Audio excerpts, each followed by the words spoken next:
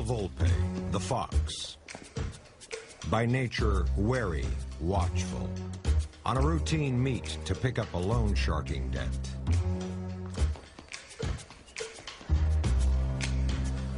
Okay.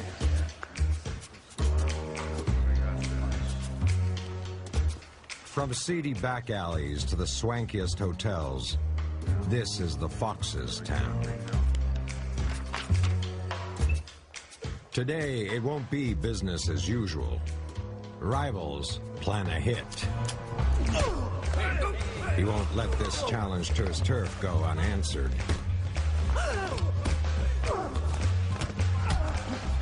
Volpe will build a reputation as one of the underworld's most cunning and elusive gangsters. This despite a life caught in the spotlight.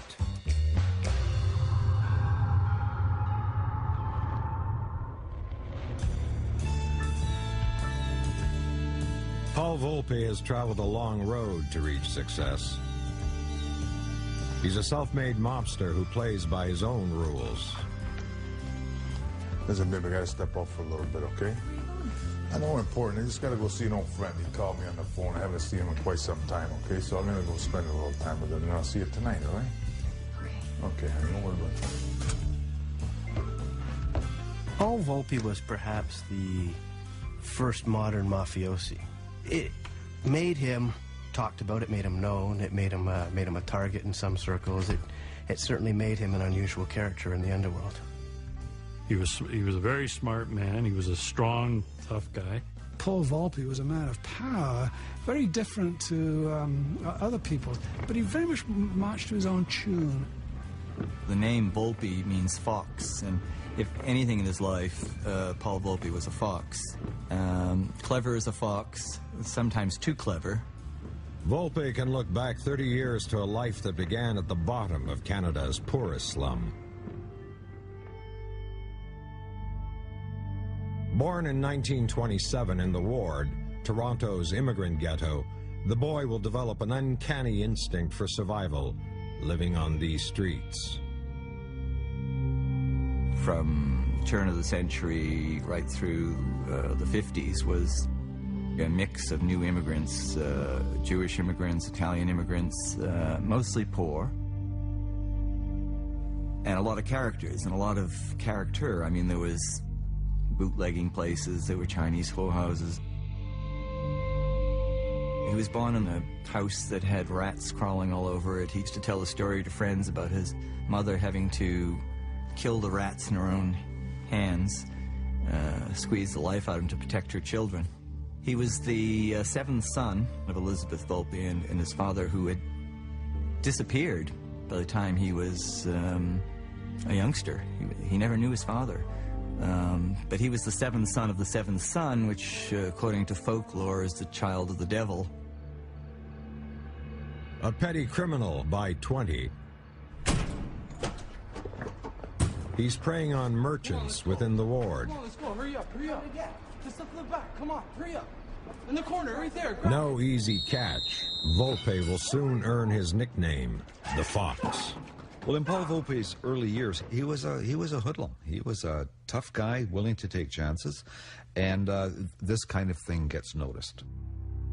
For 10 years, Volpe works the Ward streets, outwitting police, before finally being caught. After only a few months behind bars, Volpe is ready to look beyond the Ward.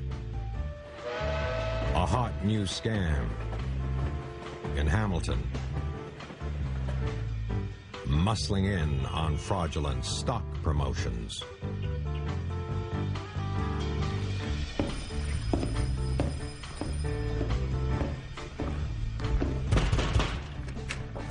Wait, meat counter. How's your day going? Good?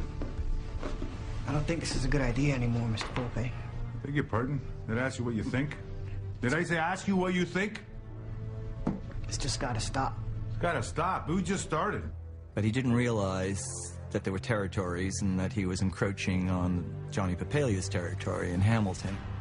Underworld boss Johnny Papalia is a made member of the Mafia. No one works his territory without approval. Johnny Papalia, who had grown up in the mob, was not too pleased with this, who's this Volpe guy coming down, you know, trying to get money. Well, that wasn't too hard, no, was it?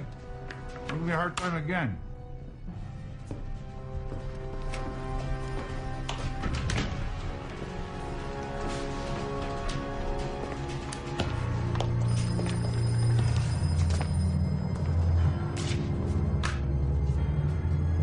This is Hamilton, my town. This is mine.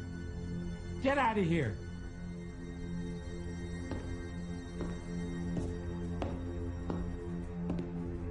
For years a lone fox, Volpe now realizes that to succeed, he must find a place within the mob.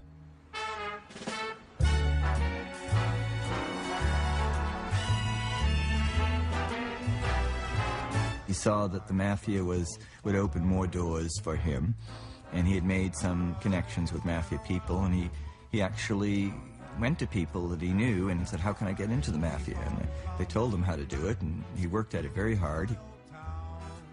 So he wisely went down to New York and he networked. He got to meet some people and introduced him to the top bosses of the Bonanno family.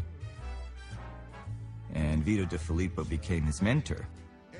He saw him as someone that could really be molded into a major criminal figure. De Filippo teaches Volpe the rules and ancient customs of this secret society. An eager Volpe soaks it all in. Paul Volpe saw the Mafia as something that gave him opportunities, and I think it must have appealed to him, the idea of being in a group that has reach. He went through a ceremony in 1961. He went through the burned piece of paper and swore an oath of silence. At 34, Volpe is inducted into the Buffalo crime family of Stefano, the Undertaker Magaddino. Well, being a made member of the Mafia, formally initiated into the Magaddino family, made Paul Volpe a respected name on the street, period. You know, you don't mess with that guy. He can bring in people from Buffalo. This is a serious man. I think being made in the Magaddino family, one thing it shows is this isn't a guy who's trying to be a big deal at one street corner in Toronto. This is a guy who's looking big. The mystique of a made man comes with both privileges and obligations. De Filippo has a test for the new recruit. In late 1963, the mob sends this one-time kid from the ward south to the Caribbean. I mean, the mob had a real hold in the Caribbean at that period. The 50s were the golden period for the mob in the early 60s in the Caribbean. Haiti, paradise for a mob casino. He went to Haiti because Vito De Filippo had connections there. The mob had connections with Duvalier, who was a very corrupt dictator. An ideal spot to run a casino. Francois Papa Doc Duvalier, drug addict and the island's supreme ruler. He was a totally corrupt dictator. He had his secret police, the Tutomacoute, who would beat you and torture you.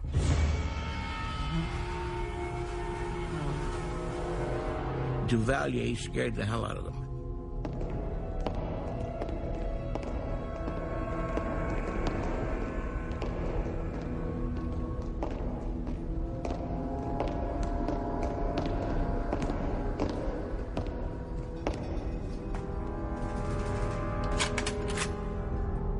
Paul was telling me that when they had a meeting with Papa Doc Duvalier, he had a guy on each side of him pointing a machine gun at them.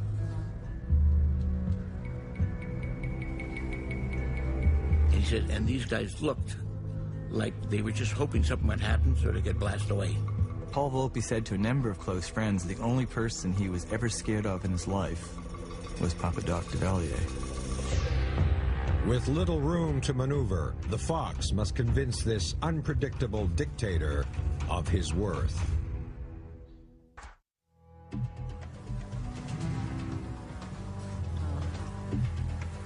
Paul Volpe's first assignment for the mob: strike a deal for a casino with one of the world's most notorious dictators.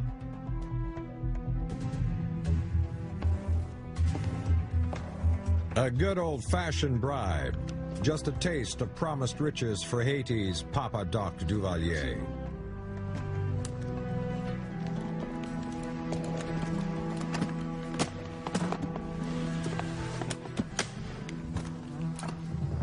Hi. I think with Paul Volpe going to Haiti, I think that's absolutely fascinating. You know, it shows he's spinning the globe and just looking for opportunities, really. He and Vito DeFilippo set up a casino called the Intercontinental. At that time, it was the only casino. Paul Volpe, host of the International Casino, revels in his new role. I mean, there were pictures of him at the casinos. I mean, he's right there, enjoying the table. There were these gangsters and high rollers coming in and out. He was making money. It was fun. I think there must have been something in gambling that it hit something pretty deep in him. You get it set up, you have the right people corrupted, and then it just runs itself, and it's semi-legitimate and, you know, semi-respectable. Paul Volpe was even featured in tourism ads at the time in the 60s. Come down to Haiti and enjoy the casinos. Tourists and gangsters alike visit the island in droves. Most are stunned by the casino's crooked roulette wheels and marked decks. The money is rolling in. He was always a little bit frightened down there, but it was very exciting. And the only way that casino worked was to give a lot of money to the dictator, Papa Doc Duvalier. Put it all together. Nice.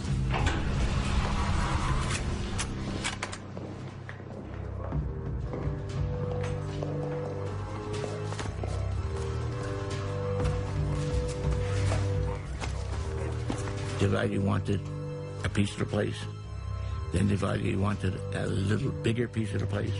He had to give money to the Nano family, he had to give money to Duvalier. He didn't end up making a lot of money for himself. So business really dried up for Paul Volpe. Despite the casino success, Volpe's cut shrinks with the increasing greed of his partners. It's time to move on. The casino adventure reveals the disadvantages of mob membership. Kicking up tribute to his mob bosses have left him little. One of the things that people don't understand about Paul Volpe is that he was a soldier in the Magadino family. He wasn't a capo, and he didn't have other Italians under him and kicking money up to him.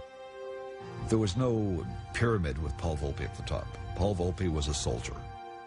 Like any good soldier, Volpe is on the front lines when the mob faces an unprecedented assault. Not since underworld boss Joe Valachi testified before a U.S. Senate committee in 1963 has the Mafia's tradition of omertà, the code of silence, been broken in such a major way. The U.S. Senate's investigation into organized crime exposes the top families of the underworld. All its connections throughout North America revealed. The Buffalo family? That's Buffalo and Canada's all one. All one. When I say Canada, I should tell you I mean Toronto. Yeah, the first time Paul Volpe really popped up as being connected with organized crime, he was just on a huge stage. Part of the exhibits were the structure of the Magadino crime family in Buffalo. And listed under the Canadian members of the Magadino crime family in Buffalo were Paul Volpe, living in Toronto. Being named at the hearings is not all bad. Ironically, it is official confirmation of Volpe's position in the underworld.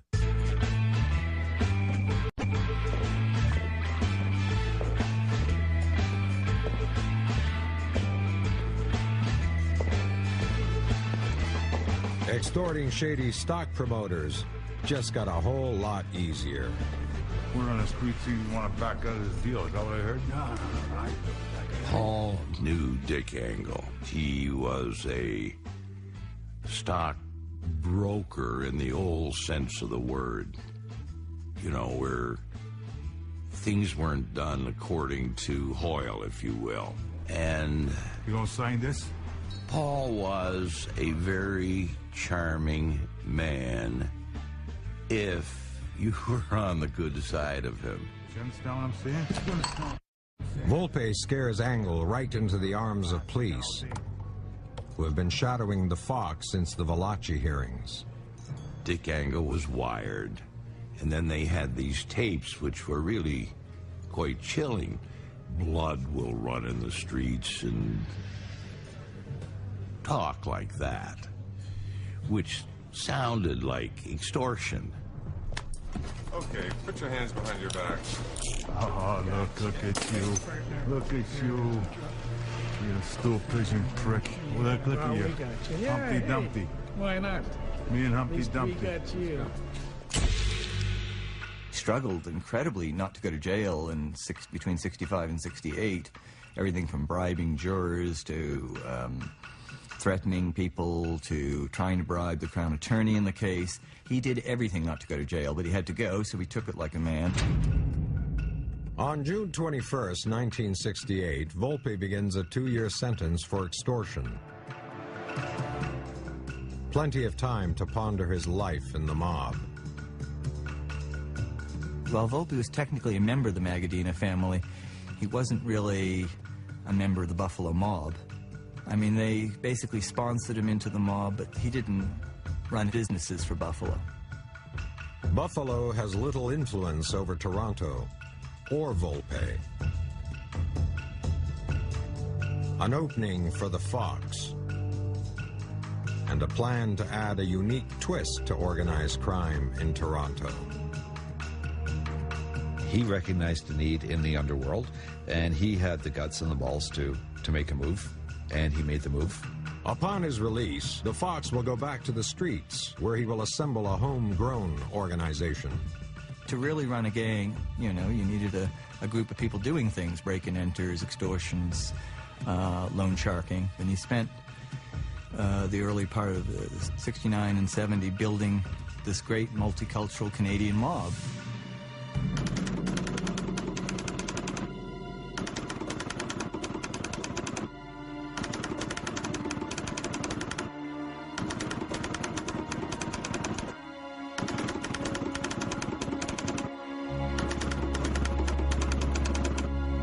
He knew these people from a young age, so these are guys that were friends and grew up together, and of course there's a trust and you know a faith to each other there. Gentlemen.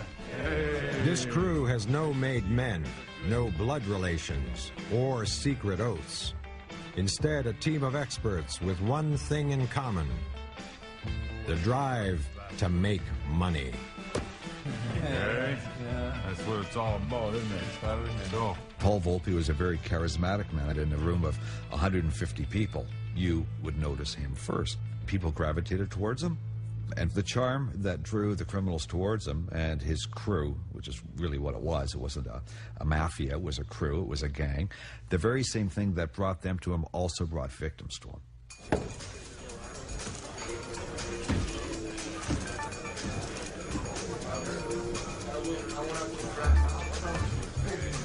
Got some product for you, boss. What do you got? Let's see what you got, Rosie. All right. Beautiful. Good job. Hey. By 1971, Volpe's gang runs huge gambling, extortion, and loan sharking operations in the city. Beautiful. Good job, Rosie. I'm happy for you. He was good to them.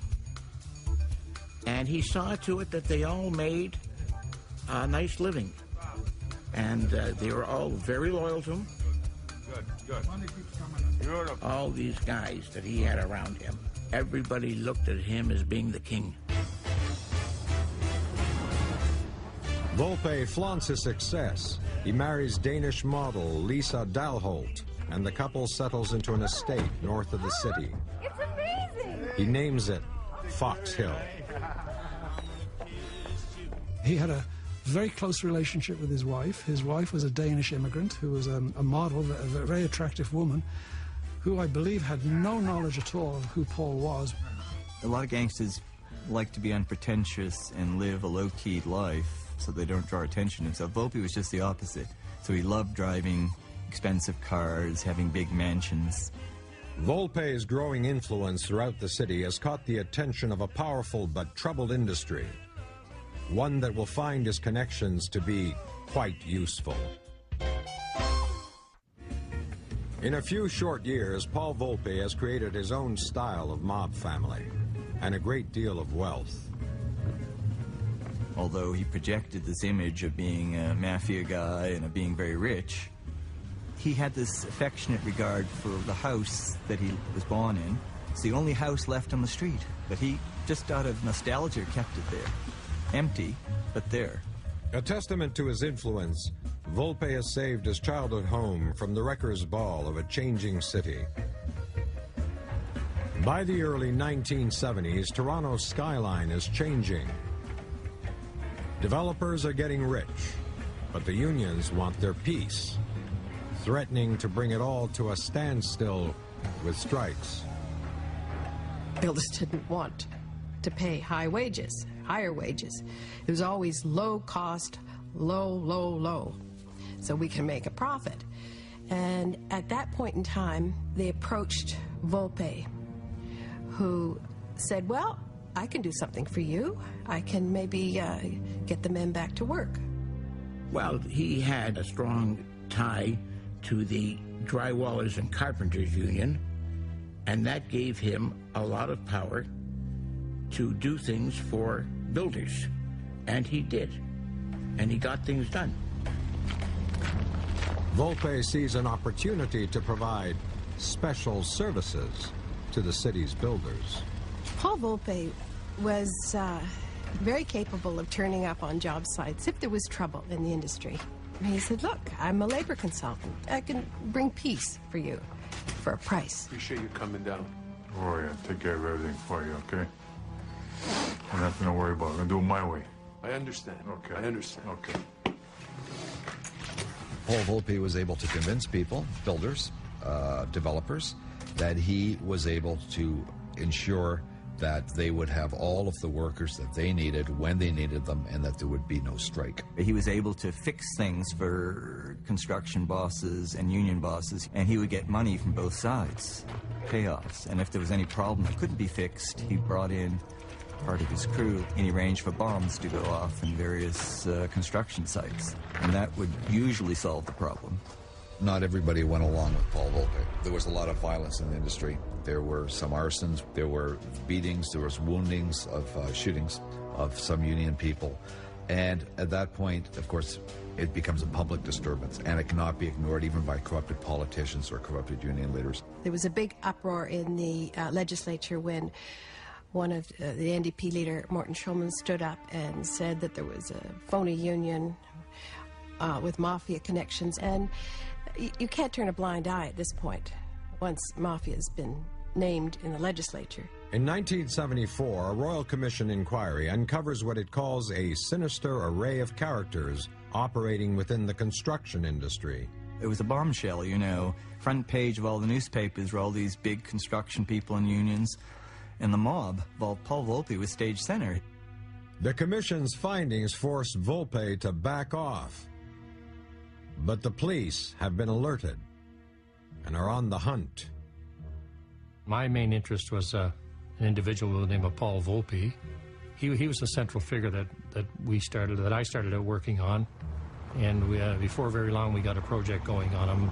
Hey, Nat. Frustrated at their inability to snare such a high-profile gangster, police try to compromise Volpe's right-hand man. Step into the car, please. Nady Kligerman mainly ran the loan shark operation, so it was very difficult. Unless you could get Kligerman to say where the money was really ending up, it was very difficult to get to Volpe. Kligerman is offered $200,000 to sell out his boss. I recognized that it wasn't going to happen, because if Kligerman had gone against Volpe, he would have been dead as quick as it could possibly happen. And we found out many different things that Mr. Volpe was involved in, and we continued different investigations. Basically, he was insulated enough that he was difficult to charge. Kligerman has tipped Volpe about this offer. Looking for an upper hand in the chase, Volpe catches his police shadows off guard.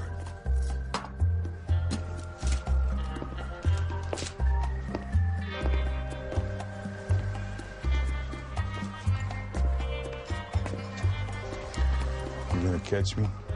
You catch me fair and square. The one thing that Volpe said to me, he said, if you put me in jail legally, for 20 years, I'll shake your hand when I'm going to jail. He said, but if you put 10 pounds of heroin in the trunk of my car and set me up, he said, I'll come after you. Volpe has left quite an impression. Take care of that. And his bill. He will be more cautious than ever, knowing the police are starting to close in. Paul would always carry quarters. He'd have a roll of quarters. Because he'd always make phone calls. He'd go to phone number 1, he'd make a phone call.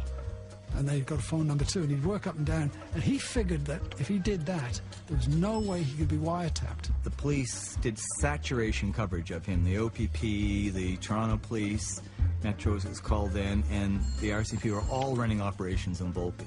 Incredible, complicated operations. I mean, we tried to gather intelligence, but he made a complete fool of us. He knew everything that went on. I mean, it was incredible.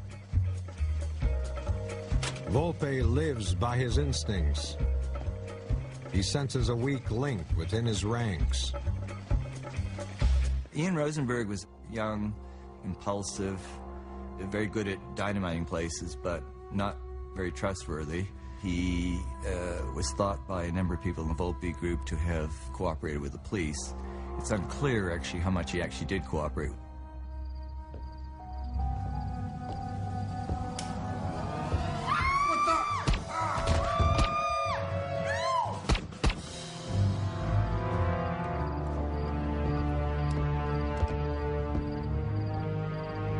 I mean, when I heard that that Ian was murdered, I'm thinking, well, you live by the sword, you die by the sword, and there's a perfect example. I mean, this was a tough guy, and obviously he became a liability.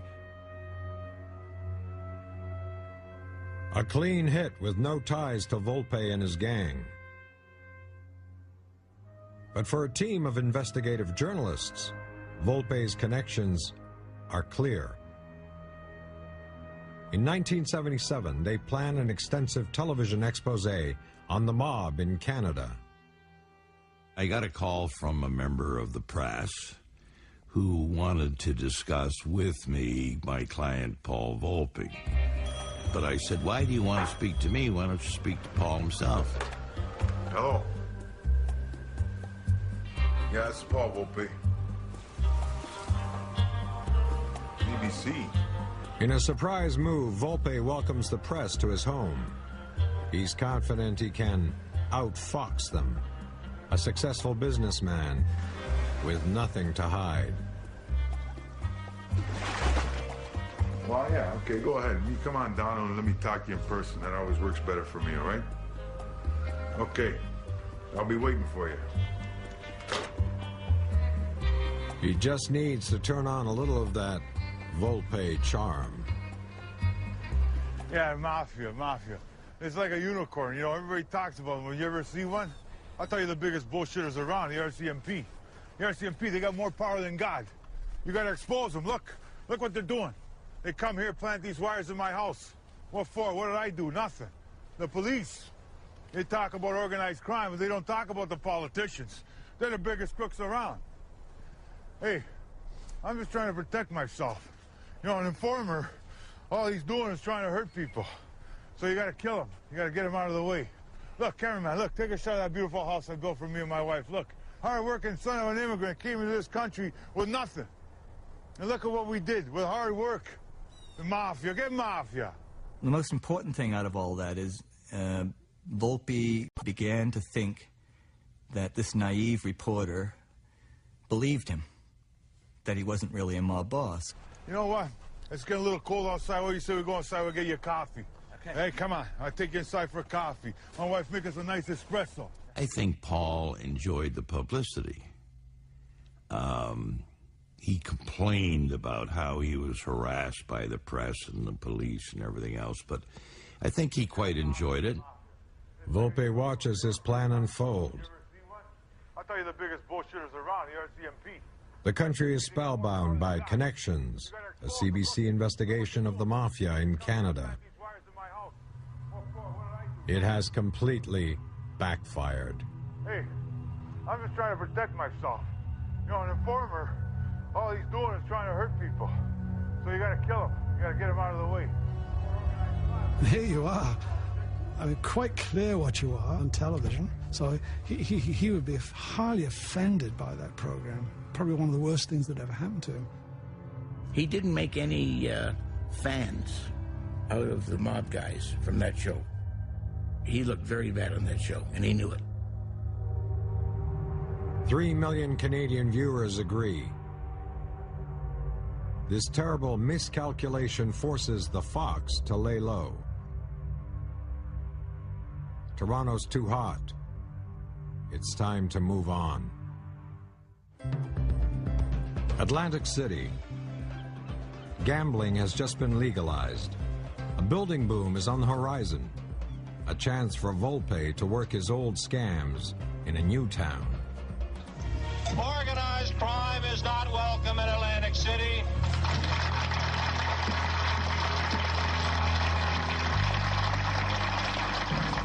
And I warn them again, keep your filthy hands out of Atlantic City. Keep the hell out of our state. Construction, casinos, and a dare. A tempting challenge for the Fox. Atlantic City in the 1970s is poised for rebirth. Newly legalized gambling will make it a hotspot for the mob. Paul Volpe, feeling pressure in Toronto, sets his sights in a town the mob is declared open.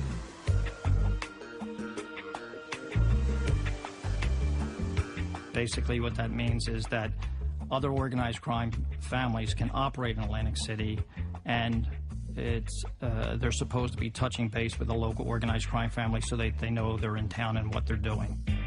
The city is under the control of Angelo the Gentle Don Bruno, and Volpe, respecting mob protocol, seeks him out. He went down to see Angelo Bruno and everyone who ran the Philadelphia and Atlantic City mob, and he gave his okay. There was no problem. Paul Volpe's, I guess, initiative was not to take over a casino. The idea is to own everything around the casino. So you want to own the land, because that's where the real money is. Volpe gets busy, buying and selling properties, raking in easy profits. They take illegal money, buy up real estate. The real estate escalates, they put buildings on it, get permits, and then sell it off and launder the money. It's always been a good way to take illegal money, put it into something like real estate, which usually increases in value. There's very little scrutiny with law enforcement on who's buying what piece of property. The amounts of money vary. Some people are saying there were millions, tens of millions, hundreds of millions. There certainly was a limitless revenue stream. News of Volpe's success begins to spread. He's an excellent contact for mobsters looking to launder money through the growing town. We got some money, but we gotta get it out. Okay. We need an easy outlet. That's why I'm coming to you. How much are we talking about? 5, 6. 100 million? No, million. I'll give you the easiest outlet. Send it to me in AC. I tell you, there's no better place right now. That's tops. The mob is making so much money a turf war erupts. Greed and ambition take hold. Angelo Bruno will have no chance to calm the situation. Frequently what happens in mafia families is that there are aspiring younger people who don't like the boss, and the only way you can change the boss is to have him killed. The Gentle Don is murdered by his underboss on March 12th, 1980. This was the most respected Don in Atlantic City and in southern New Jersey, just brutally murdered. What ensued from that, there were over 100 people killed in the battle for New Jersey and Atlantic City that was unleashed by Scarfo when he took out Bruno. And whatever deal Volpe had with Bruno didn't hold. The new Don's first act is to demand tribute from anyone working Atlantic City. and this includes Paul Volpe. And then some Atlantic City guys got a hold of him and said, if you're going to operate here, you have to include us. And he told them to buzz off. He used different words, but he told them to buzz off.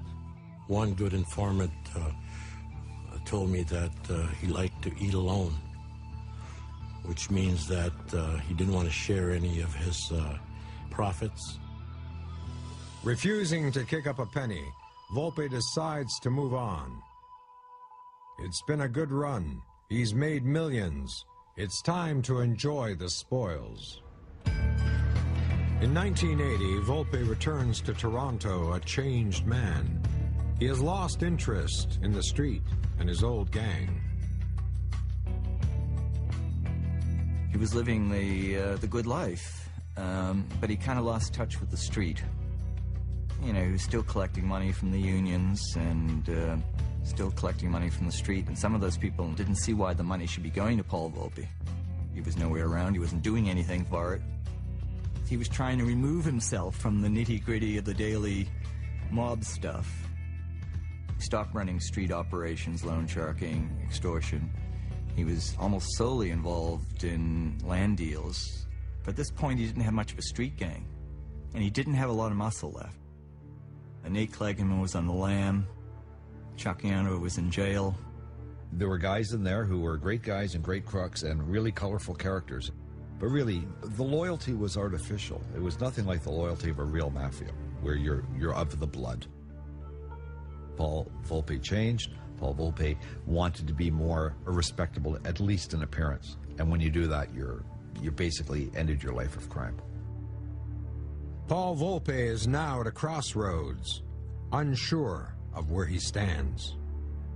He had managed to upset people in Philadelphia, in Buffalo, in New York, in his own family. I mean, he had everybody mad at him. In Toronto in the early 80s, new groups of criminals with power were rising. I got it! And the people that were in power at the time didn't want to accept it. He didn't size up the situation correctly, Mr. Volpe. We're here to see Mr. Volpe. Well, we're sitting down where his wife couldn't hear what we were saying. And when we said there's a contract out, he said, who would want to kill me? I'm not into any of this stuff. He said, look, Paul, this is serious. They want to kill you. They put a contract on you, and would you help us fake your hit? They simply asked Volpe for his cooperation. In a stunning move, Volpe agrees to go along with the police. He knows that the hitman will need proof that the job is done. Surprisingly, he went to his room, got his wallet, and gave it to Mark Murphy. And said, you can give this to the hitman that he killed me. Most of these mafia guys are master manipulators, and Paul Volpe was that. He was probably seeing it as a good way of getting rid of some of the people he had fallen out with. Volpe was confident enough and smart enough that he could play a lot of different people, and he wouldn't mind trying to work with even police.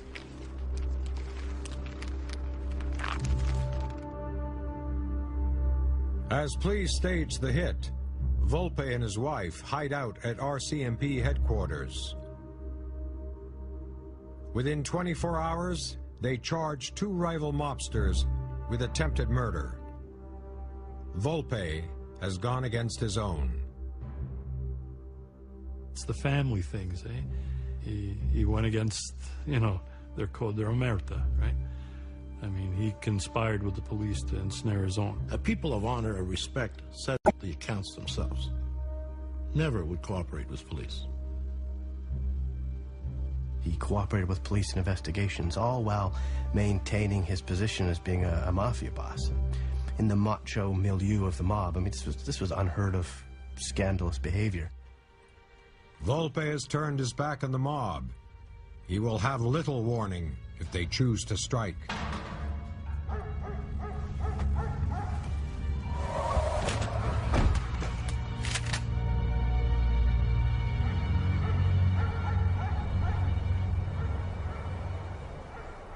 Well, the word got out in the street, but that Paul was a rat. That's what got out in the street. And guys figured that Paul maybe was operating for a long time because he was a fink. And that was very heavy on the street. The street, where Volpe swore a lifelong allegiance to the Mafia code. His betrayal can never be forgiven. These three men were clearly planning something. They met in secret, they had a huddled conversation, and then shortly afterwards, a flurry of phone calls went out. One phone call goes to Montreal, one phone call goes to New York City, and from there a call was immediately placed to Italy.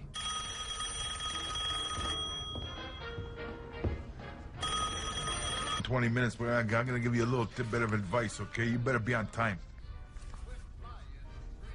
Sounds good. Okay. Ciao.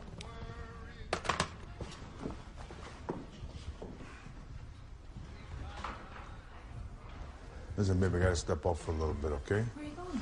I know we're important. I just gotta go see an old friend. He called me on the phone. I haven't seen him in quite some time, okay? So I'm gonna go spend a little time with him, and I'll see you tonight, all right? Okay. Okay, honey, don't worry about a thing.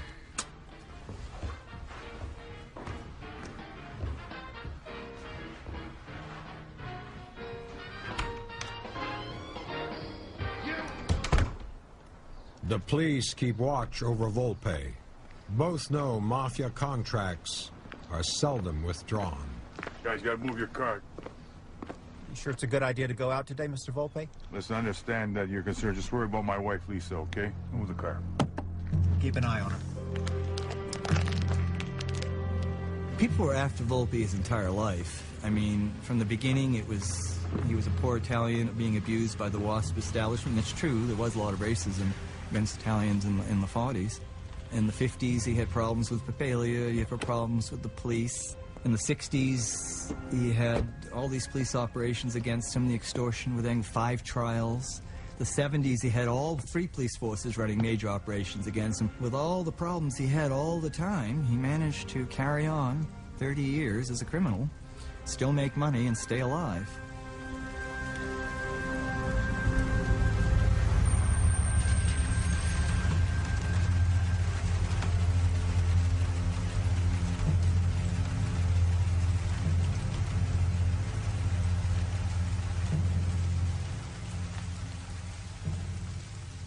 I spoke to Lisa, and she pointed out that Paul was to be home at 9 o'clock the night before, and he never arrived. And I said, well, maybe he's at a party. No, Mr. Humphrey, I know Paul. When he says he's going to be home at 9, he'd be home at 9. And he hasn't shown up, and I'm very concerned.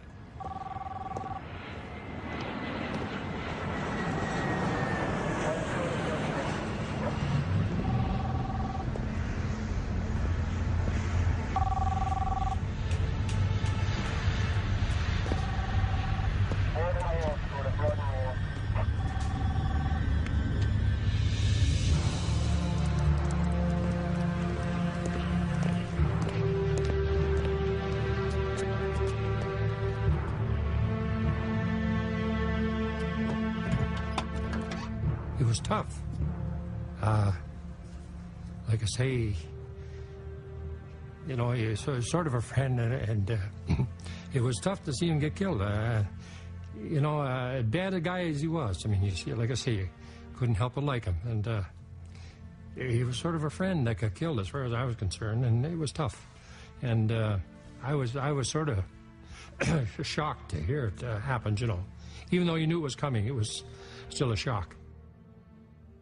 Paul Volpe, the Fox, rose from obscurity to infamy, a mob boss who lost sight of the underworld streets that were the source of his power. In the end, he would betray the Mafia's most basic rules of loyalty and silence. To this day, his murder remains